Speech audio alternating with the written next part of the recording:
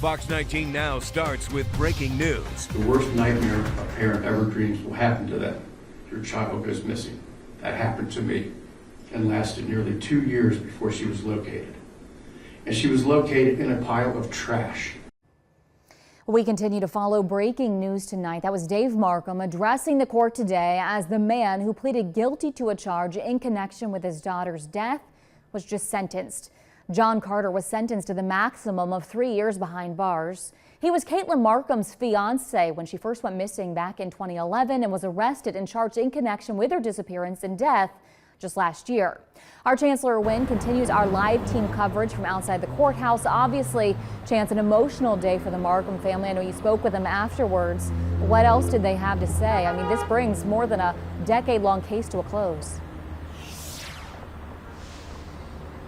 Yeah, it's all that time, as you mentioned, Megan. It's more than a decade-long case to a close, and it's a close to the times the families have to actually come here to the Butler County Courthouse and appear in the courtroom and hear about this case being talked about over and over and over again. But one thing I do want to point out is that Katelyn Markham's father, Dave Markham, speaking to me after the hearing was after the sentencing was handed down to John Carter, Katelyn Markham's father says it's not closure because there's still so many unanswered questions. And in fact, those unanswered questions is what the prosecution actually pointed to in their statement to the judge before the hearing, the sentence was handed down. Now, the prosecution saying that John Carter never really showed remorse, never actually talked about what happened the night that Katelyn Markham was killed back in 2011.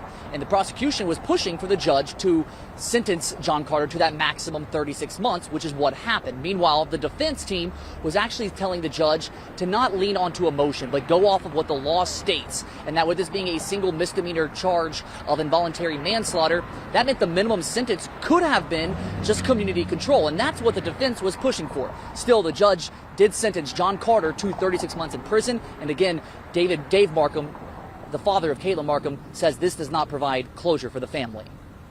Obviously would like to have seen more. I do respect and understand the prosecutor's office.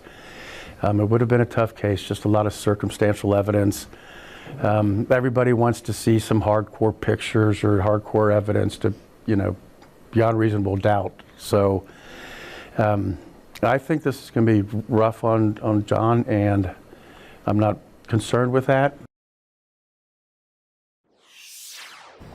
And it being a tough case is one thing that is giving a bit of closure, I should use a different word there, for the Markham family as they continue to move forward. While the case may be at a close now, the Markham family is pushing for a change in legislation.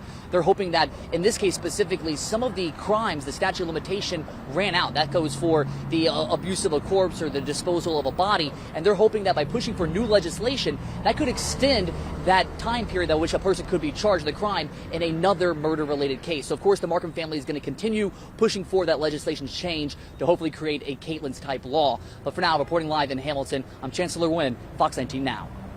Chance, thanks. And again, you can find the latest on this case, which we've been covering for now, 13 years. It's all on our website, fox19.com, or on our mobile news app.